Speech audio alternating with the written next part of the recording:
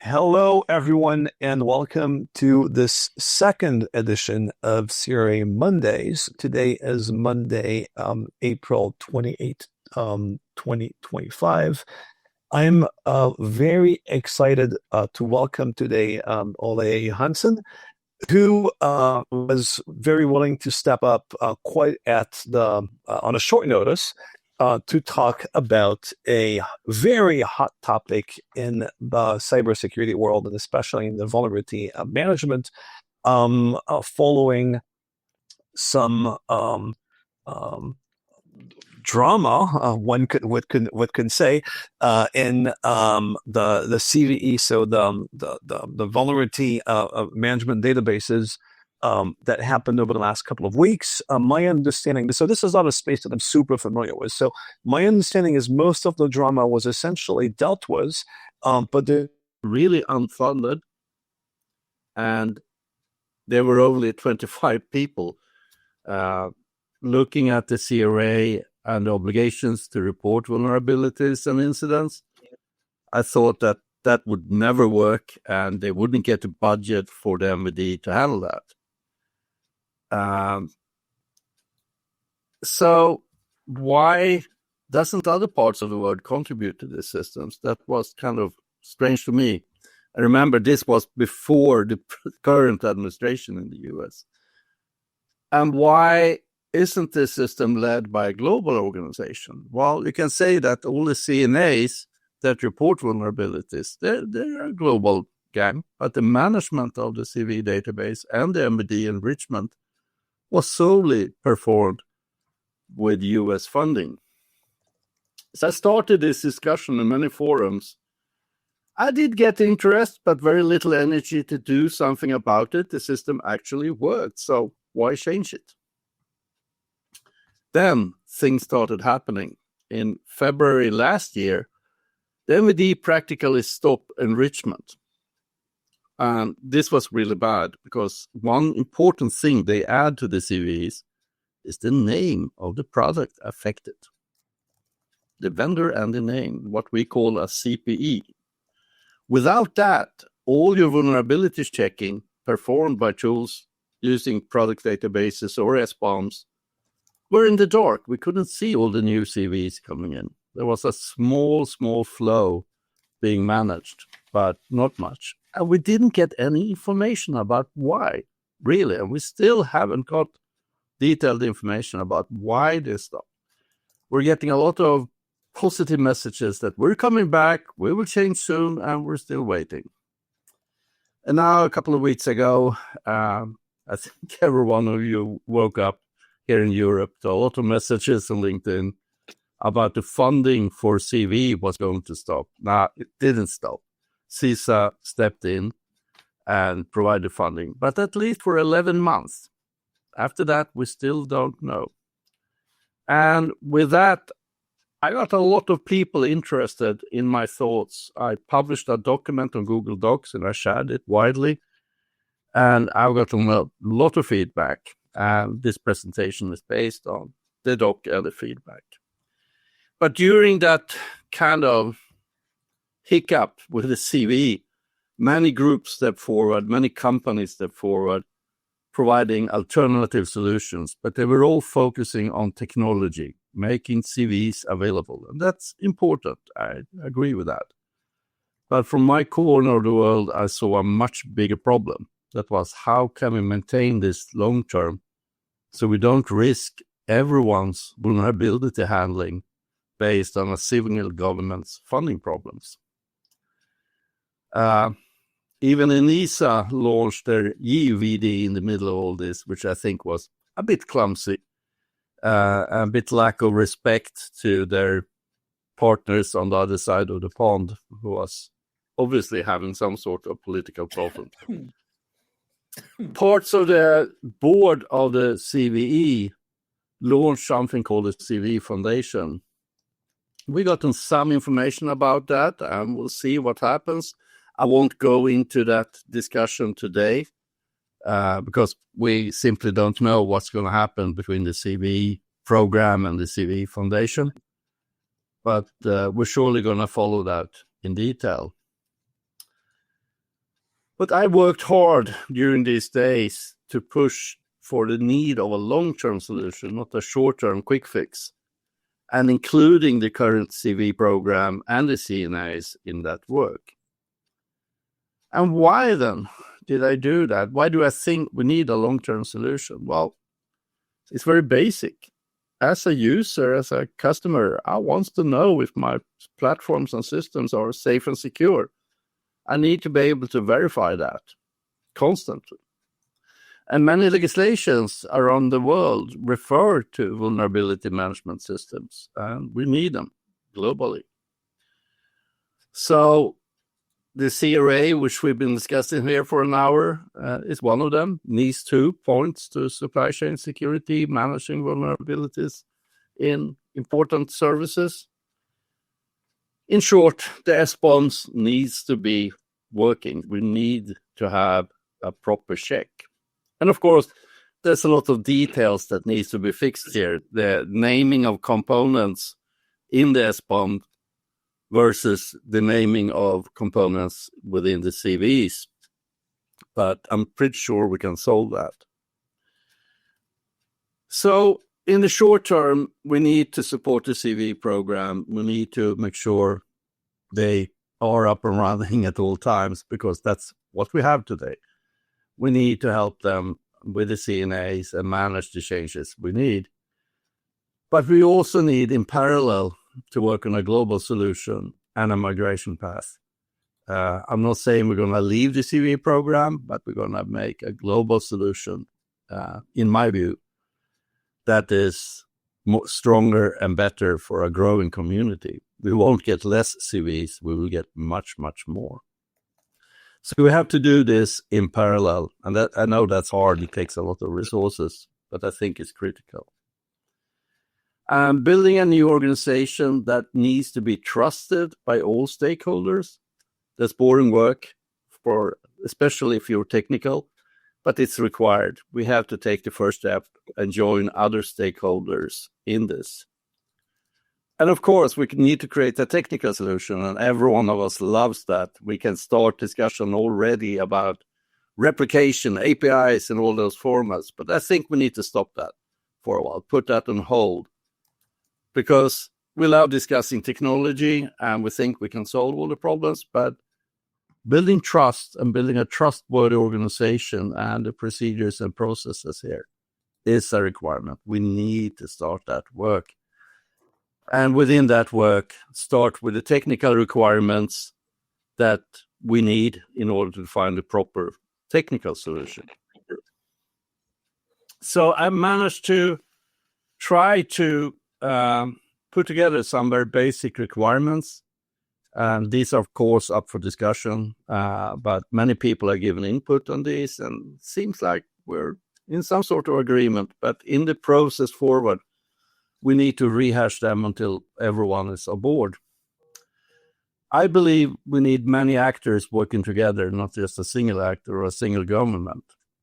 But in order for that to work in a federation, we need to share some rules and formats. We need to share a namespace, and we need a decentralization. We need a global view, not an EU view or Asian view or US view. We need a global multi-stakeholder organization that manages this.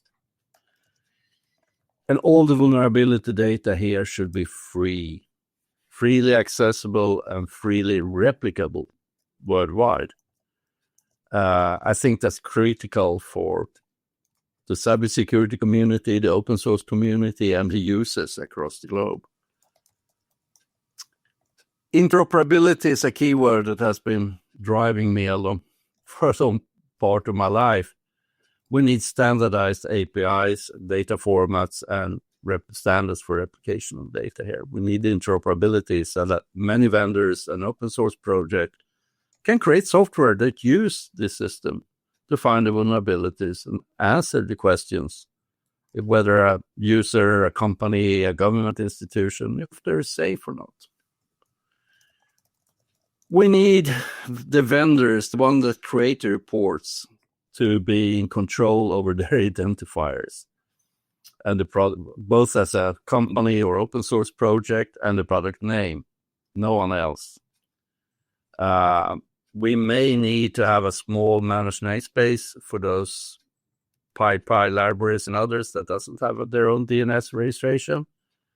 But I'm sure we can solve those technical issues as we move along.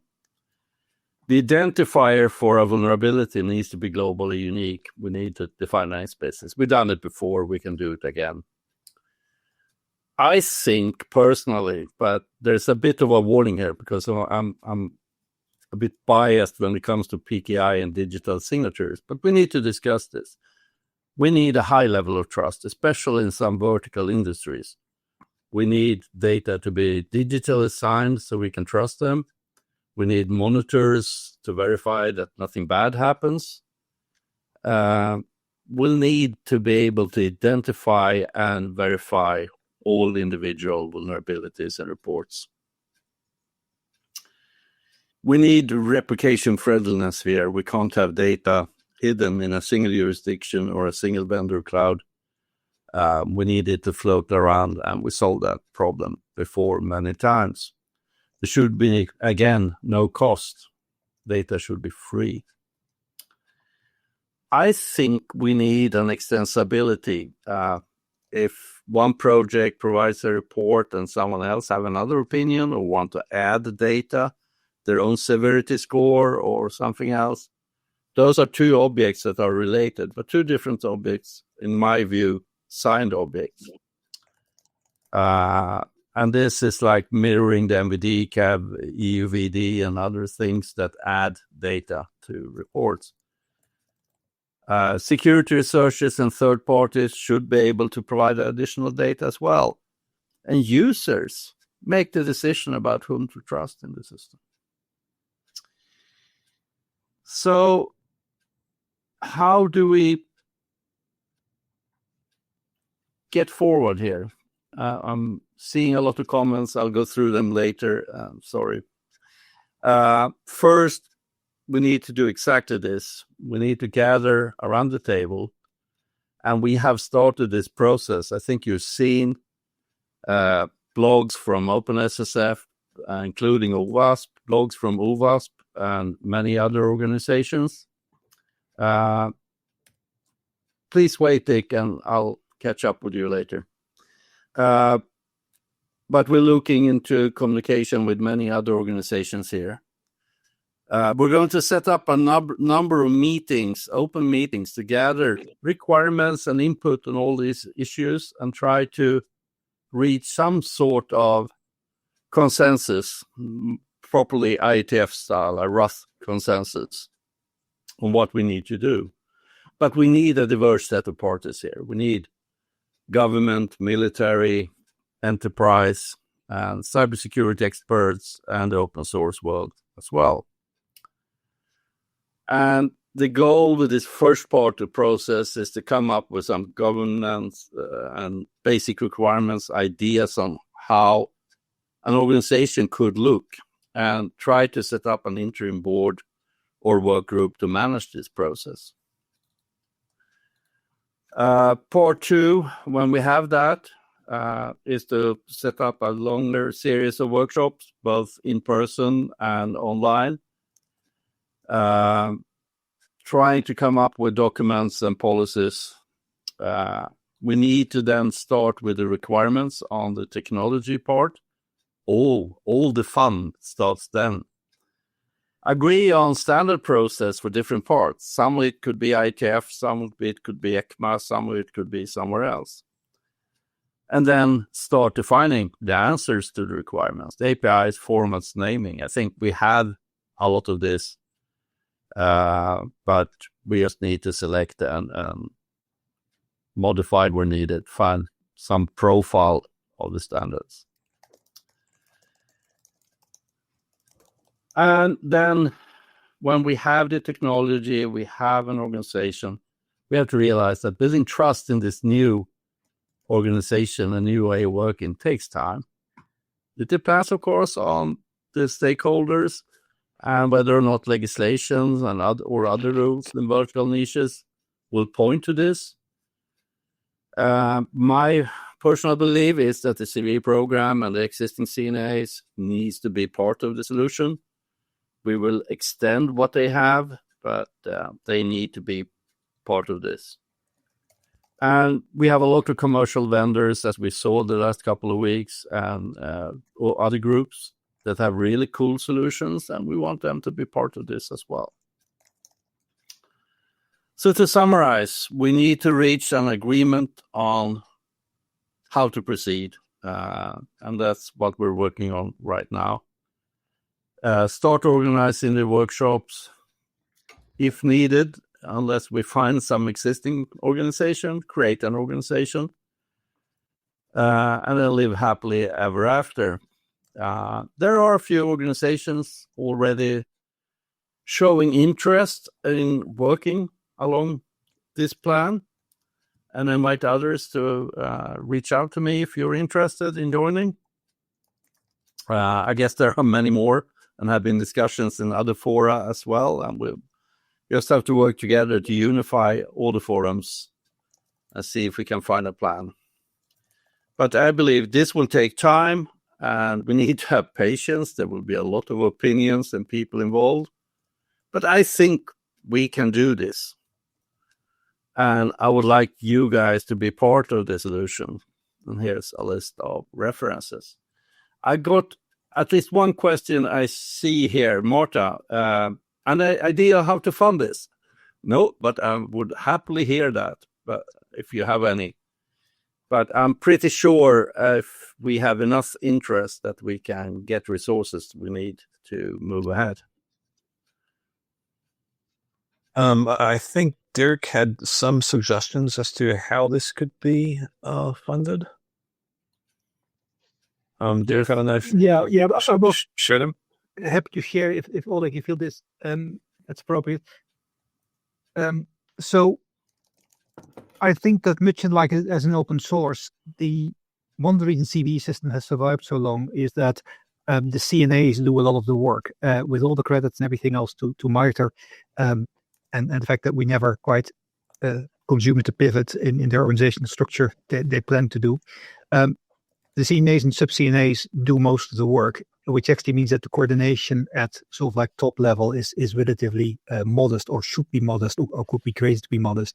So I would argue that much akin to how we do coordination in telecoms, in space, in remote sensing, in maritime, in a whole range of other sessions, to actually sort of like let this basically with the public sector, and then essentially sort of like let the private sector and the various administration, whoever else is affected, sort of like play that role of a CNA.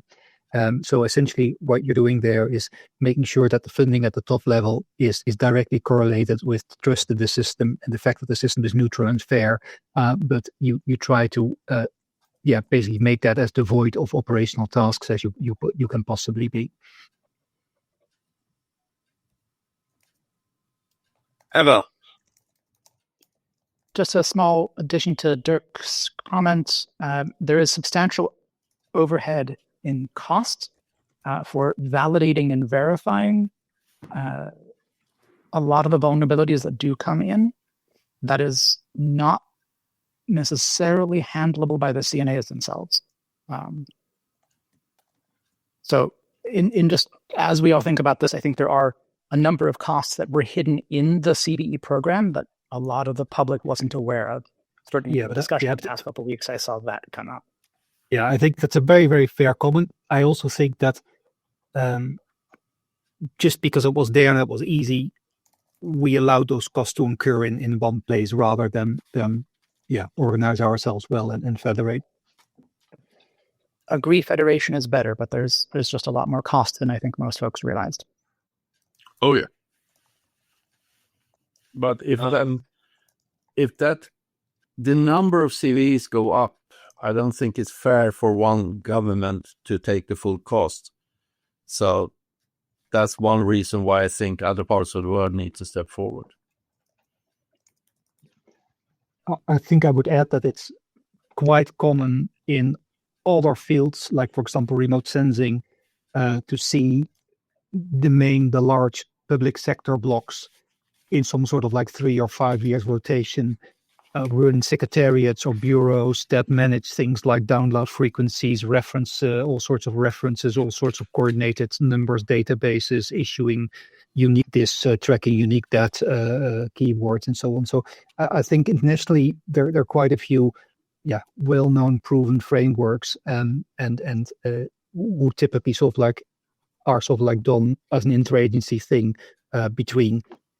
For example, in Europe, that will be ENISA. In the US, that will be CISA, and so on for Japan, the Commonwealth, and so on. So I see Eva still on with their hand up. And then I think we have Dick, and then Alistair, if I'm not wrong. I have a different topic to introduce, so I'll cede my position in the queue and then re-up at the end of it. So then it would be Dick. Okay, thank you, Toby, and thank you, Ole. I think my name is Dick Brooks. I work with Business Cyber Guardian, and this is an area we've worked in since 2018. So twice now we have been gut punched with this risk to the NIST NVD, and both times it seems to have been government interference. And believe me, it hurts me to actually admit that this is happening today. But it is happening, and we cannot rely on or take the chance that government interference can affect our ability to see the cyber icebergs in our path. So I applaud Ole for bringing this up.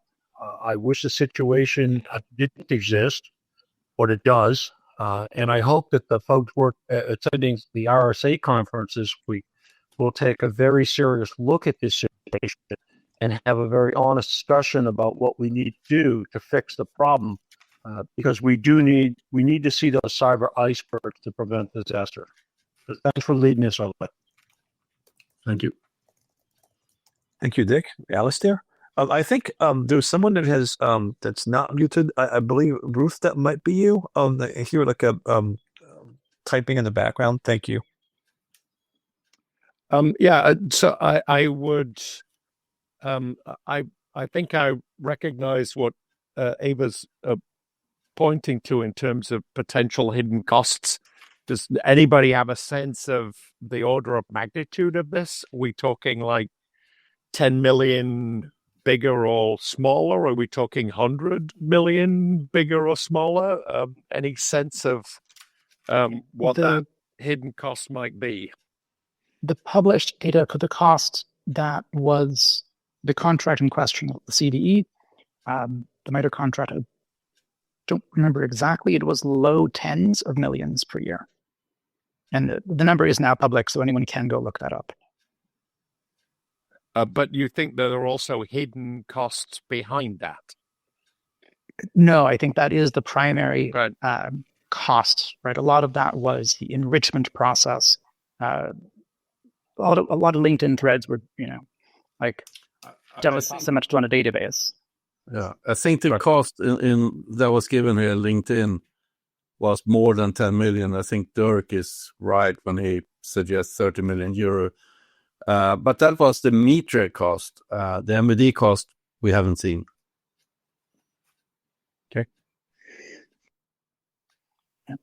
So the other topic I want to bring up is, and Ole, thank you for covering such a broad picture of the situation. Not to take away from the federation discussion, which is critically important, but at the beginning of your talk, you brought up identifiers and then moved past that. I think that's also a critical technical challenge that some group, perhaps this working group you're putting together, can start to tackle. CISA had been tackling that. I don't know what they're doing now, but at the scale of open source and the reuse of libraries, we can all joke about Live Nebraska, but addressing that in the CVE ecosystem, in the existing data structure, is a problem. And there is some research that has been done to start moving towards a solution there. Is that going to fit in what you're doing?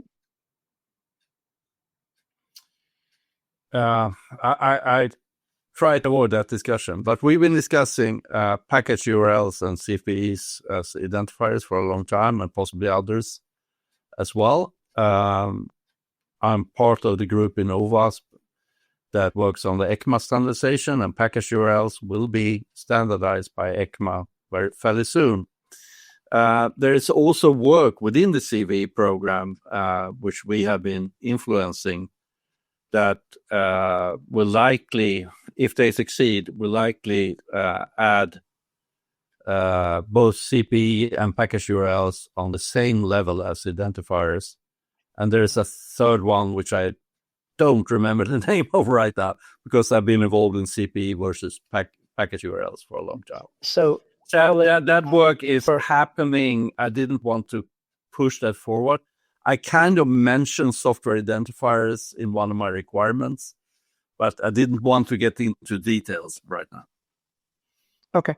Just for context, that third identifier is one that I put forward because CP and Perl, being extrinsic identifiers, both run into the same scaling issue as identifiers.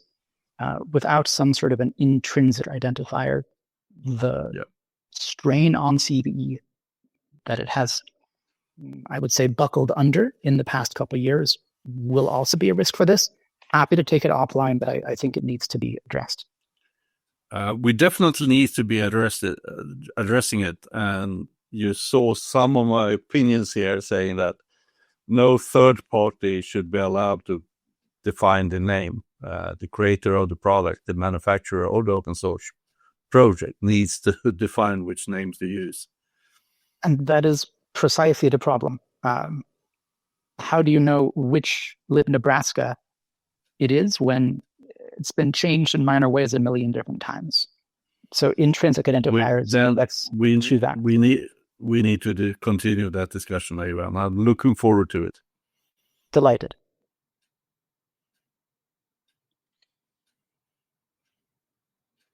Yeah, it would be so I kind of want to second Eva's point here, which is for someone who has little context in this space, these slides were great. It was like a really great introduction to the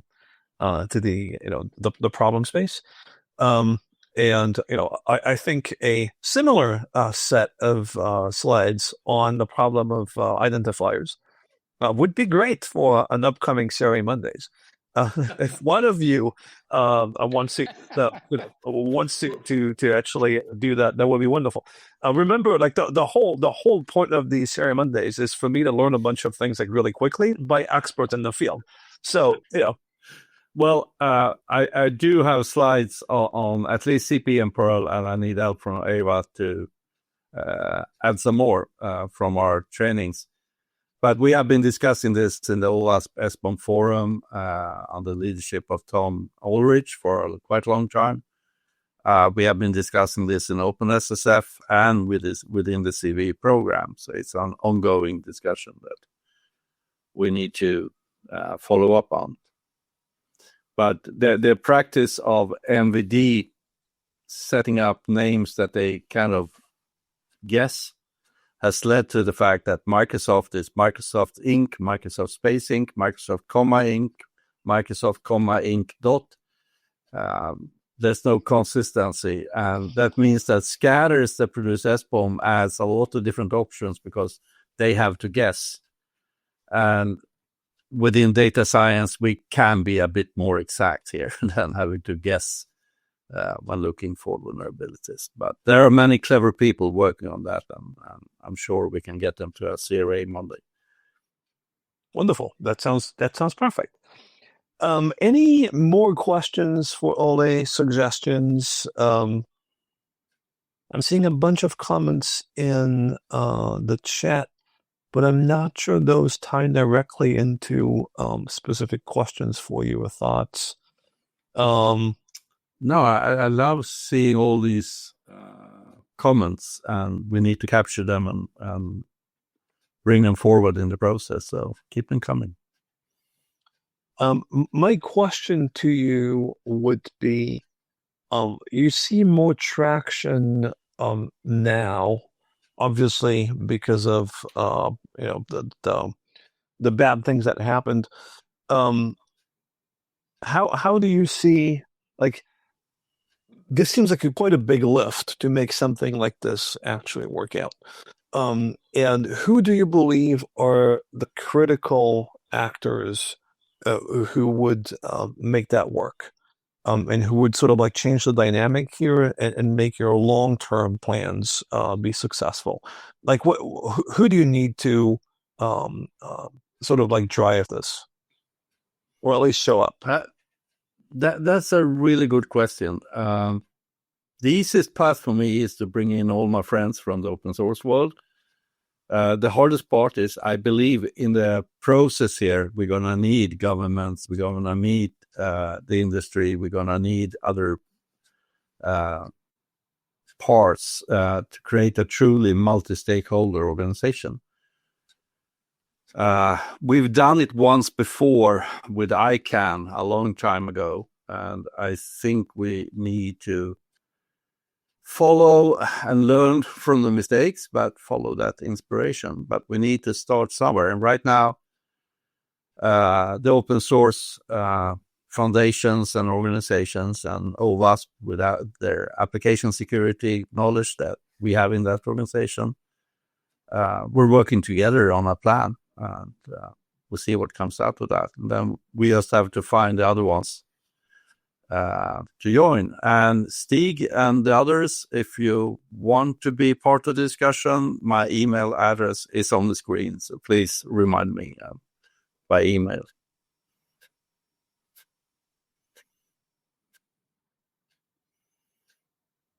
Do you feel, I'm gonna let give the floor to Stig in a second, but I had a sort of a follow-up, which is like, do you feel that there are existing organizations that could take on such a role in the future and maybe make this easier? Would it be, whether it be existing international organizations or maybe standard organizations, or I don't know? I think it's too early to answer that because we haven't written down the requirements on that organization yet. I think there are many organizations that are looking for additional purposes, and we need to hear them out. But we need to figure out ourselves what we need here. We know what we have, but we need to figure out what we need and look into that. And so far, I haven't found a single organization. I found templates that are working like ICANN, but ICANN has a very different scope.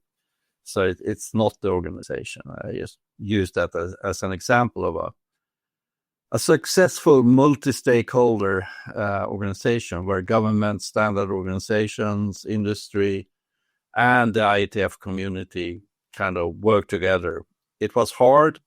It was painful. Took a long time, but I think we got it mostly right. Very interesting. Thank you. And I think we had Stig had their hand up. Stig, you still have a question? Yep. Hello. My name is Stig. I'm with the CPAN Security Group, and we just became a CNA this year. So my question is about interoperability and discoverability. So we had a case at the beginning of last year where a vulnerability was reported to to Hunter, which is like a vulnerability coordinator, I think, for the open source community. And the problem was that the vulnerability was registered and published using Hunter's sort of namespace, but a CVE was not registered. So the consequence of that was that the vulnerability was actually exploited by some malicious actors, and no one knew about it. And then only after the vulnerability has been exploited, the CVE was registered, and people were actually able to create a patch for that vulnerability. So my point is that, say, if we have multiple identifiers, multiple namespaces, like, has there been any thoughts about interoperability between them? So people, so we don't end up in a situation where information is sort of split. Oh, and thanks for the talk, by the way. Great presentation. Thank you, Stig. I I can't promise that everyone will join. There will always be organizations that have different opinions than the rest of us. But if most of the people can provide data to the same global view, I would be happy. But we just have to work together to do that. And I think, in addition, if we succeed in a few years, we'll see legislation pointing to this system. And that will be proof that we've done something right, if we succeed. Fukami. Yeah, my comment is a little bit provoked by what was said before. A CVE does not make it so that something gets secured. This is not a CVE, that is a patch.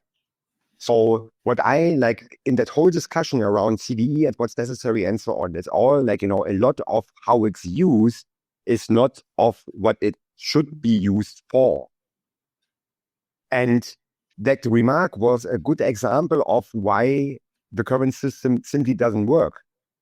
Because there is an example of, you have to know a certain vulnerability, but most vulnerabilities do not have a CVE identifier. It's that simple. So that means the reliance on single type of types of IDs is, in my point of view, in general, not a good idea.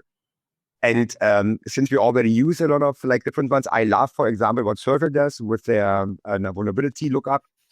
That is actually for people that I know that do incident response is actually well usable. But the question is always, what is the goal? Like just having a database of known vulnerabilities, okay, that's fine. But how to say, I'm not sure that is really necessary. I would really hope for something that does not rely on anything like this, but just on what people do and try to figure how they work together, and not having a top-down structure that says this is how you have to deal with vulnerabilities, because it is also not how that works in practice. I don't think it's what I'm seeing is a top-down. It's a bottom-up, but with a global view. And the current CVE system, when lacking the MVD, has a lot of there's a lot of missing information, but OSV is probably a better example. But we're lacking in the current CVE database where the fix is, how we can upgrade, and affected products. MVD added a list of affected products that CNA probably isn't aware of. If we have problem with curl reports it, but then all the Linux distros have problems, as well as Yocto and others. And they need to add their own to this issue so we get a better view of what's happening. So, Fukami, you're drafted. You have to help us here. No, I mean, I have the same questions like you. It's not like it's just one way how I think about this, because what we see as a result of how that was done until now, or how it's done in general, has already a lot of gaps. So if we use that model and then just continue with it, we do not really get to something better than what we have now. Then we need to have that in the technology discussion and see if it's time after 25 years with CVEs, if we need to do a major overhaul, but still provide a migration path. But that's part of the discussion. We need to move forward. But I do think we need some sort of system that will alert users about problems in their product. If we call that CVEs, or if we in the future call it something else, that's something we have to discuss. Dirk. Yeah, I think I'd like to echo some of the same. So there is a whole set of needs for the reactive operational security people, which we're not filling with CVEs. And that's and yes, we should create that. Yes, we should improve things. But also with regulation, with S-bombs and things hitting a much larger section of our community than before. Even that very simple, not perfect CVE system that simply tells you there is something with a package, you probably should update it, and a reasonable ability to automate that and tie that into the S-bombs, which are now part of regulation. Even that's already a tremendous win. And I would argue that allowing consensus over such a very low common denominator by keeping the controversial things out of the existing version is probably wise, because the moment you start to improve things, you're also hitting all sorts of contentious issues in the industries and between countries and between power blocks. So I would sort of like argue that please do both, but don't try to over improve the system too early, as we may end up with nothing, and we do need it for those S-bombs. Yeah, really interesting perspective here on both like the necessity maybe to go beyond, but also the value in like the really basic common denominators. I think this is a topic that I've been trying to push for CRA, the implementation of the CRA itself, actually, that just agreeing on some very basic things can actually create like really interesting outcomes at scale. And so I really like that framing, Dick. Thanks for sharing it. I looking at sort of like follow-up questions. There is a question from Salve about the CVE Foundation, in my opinion. I think it's way too early to give any opinion. Like I said before, my personal view is I'll let the CVE program and CVE Foundation try to sort that out. I'm in dialogue with the CVE Foundation, but we'll see what happens. I have to let them speak for themselves. Yeah, and so Ava's comment in the chat also on the topic that we were just having before is well worth reading. Okay. Any sort of other questions for Ole, or a sort of other adjacent topic that you want to tackle? Have we covered most of the conversation?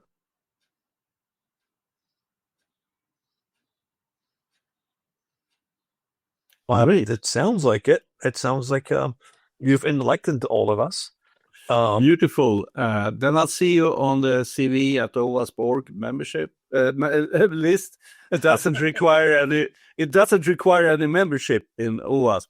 I was about to say, but I mixed everything up. But that mailing list is a good place to have these discussions. We also have a few Slack channels and the OpenSSF Vulnerability Disclosures Working Group. We'll have a meeting on April 30. You can find that in the community calendar, where we'll continue this discussion.